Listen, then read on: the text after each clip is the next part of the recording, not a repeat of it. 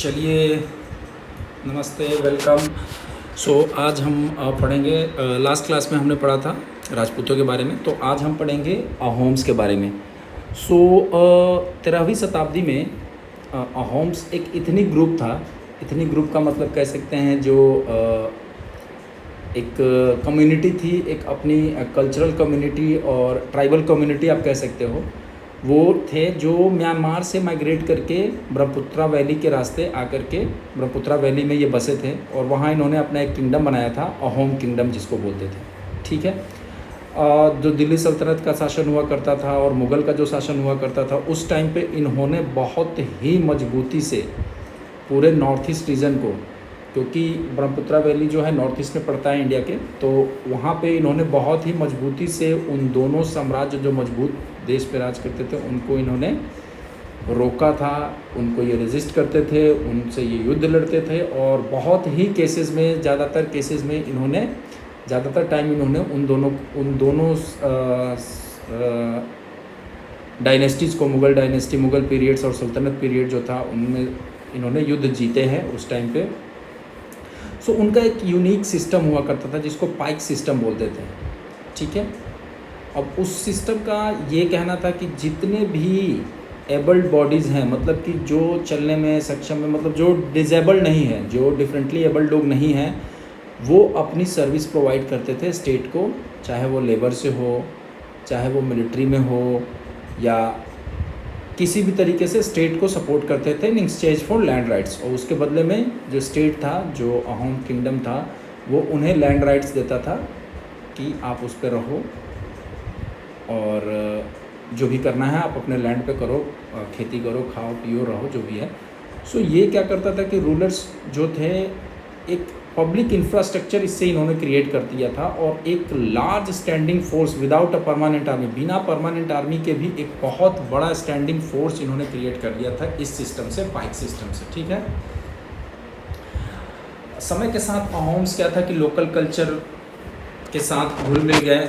उन्होंने एग्रीकल्चर को बहुत प्रमोट करा, बहुत सारे डाइवर्स फेथ्स में भी, लाइक बहुत सारे धर्मों में भी इन्होंने अपने आप को मलीन कर लिया।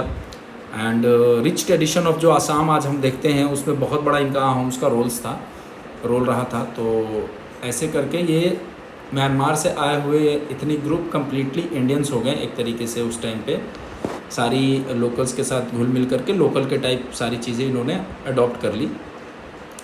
ठीक है।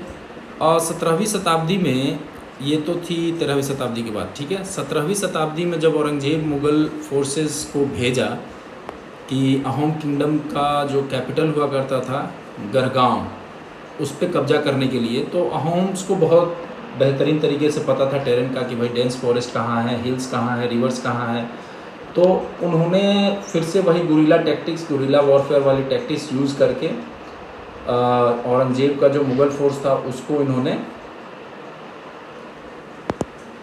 रिपल्स करा, उनको रोका।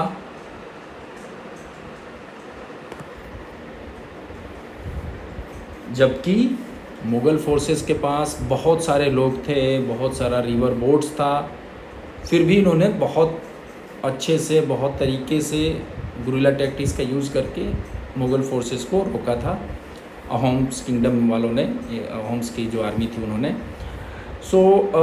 एक बैटल ऑफ सराय घाट हुआ था 1671 में। ठीक है। वो ब्रह्मपुत्रा रिवर के पास हुआ था, गुवाहाटी के पास, ब्रह्मपुत्रा रिवर पे। गुवाहाटी के पास हुआ था, जो आज का जो गुवाहाटी हम देखते हैं, आसाम में गुवाहाटी जो पड़ता है वहाँ पे, उस जगह पे हुआ था। तो अहोम का एक मिलिट्री कमांडर हुआ करता था लचित बोरफुकन। लचित बोरफुकन ये बहुत चर्चा में थे पिछले साल, 2 सालों से 3 सालों से ये बहुत चर्चा में थे। इनका एक मूर्ति भी बनाया था गवर्नमेंट ने 2025 में, आई थिंक, या 2024 में, जिसका शिलान्यास आई थिंक अमित शाह ने जाकर के करा था। तो ये एक अहोम के मिलिट्री कमांडर थे लचित बोरफुकन, और उनकी 10,000 लोगों की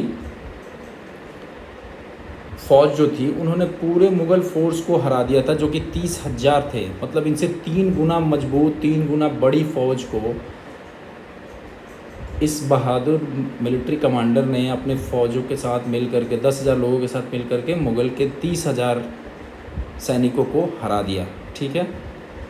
और एट द एंड अहोम ने अपना इंडिपेंडेंस बरकरार रखा, अपनी आज़ादी बरकरार रखी, ठीक है। सो उस टाइम पे एक जनरल हुआ करते थे मुग़ल आर्मी में, राम सिंह। उन्होंने बोला कि अहोम वॉरियर्स को उन्होंने अहोम वॉरियर्स को कैसे प्रेज़ करा अपने भाषा में। उन्होंने बताया कि every Assamese soldier is expert in rowing boats, in shooting arrows, in digging trenches and in wielding guns and cannons. I have not seen such a specimen of versatility in any other part of India. मतलब उनका कहना था, ये जो राम सिंह थे, जो Mughal army के general थे, उनका कहना था कि अहोम के जितने भी वॉरियर जितने भी योद्धा थे, असामी सोल्जर के हर योद्धा के अंदर एक्सपर्टीज़ थी। किस चीज़ में भाई? नाव खेने में, नाव चलाना आता था उनको, तीर चलाना आता था उनको, ट्रेंचेस खोद लेते थे खुद से ही, गन को बनाना, गन को और कैनन्स को यूज़ करना उन्हें आता था। तो उनका कहना था कि ऐसा वर्सेटाइल स्पेसिमेन जो जिसको हर चीज़ में एक्सपर्टीज़ हो, ऐसे लोग मैंने पूरे भारत में कहीं और नहीं देखा है, ठीक है। तो ये इम्पैक्ट था इनका। सो एक प्लेक है, आप देख सकते हो फिगर 2.24 में। सो बैटल ऑफ सरायघाट को दिखाया गया है। ये अभी सरायघाट वॉर मेमोरियल पार्क में ये है। सो अहोम के बोट को दिखाया गया कि कैसे ये युद्ध के लिए आगे प्रोसीड कर रहे हैं। तो ये चीज़ें हैं, ठीक है। और नीचे भी एक अहोम के मतलब स्टैचू बनाया गया है 2.25 में। अहोम वॉरियर्स जो बैटल ऑफ सरायघाट के सामने टाइम में कैसे अहोम वॉरियर्स का एक पिक्चर बनाया गया है, उस टाइम के जो भी बनाने वाले थे स्टैचू वगैरह। तो ये था अभी तक अहोम्स के बारे में हमने पढ़ा। अब आगे पढ़ेंगे कि जो सिख कम्युनिटी है, जो सिख रिलीजन जो आज के डेट में हम देखते हैं सिख का, तो उनका कैसे कैसे राइज़ हुआ था, तो हमारे कंट्री में, हमारे हिस्ट्री में उनका कैसे राइज़ हुआ, वो हम पढ़ेंगे नेक्स्ट क्लास में। Thank you.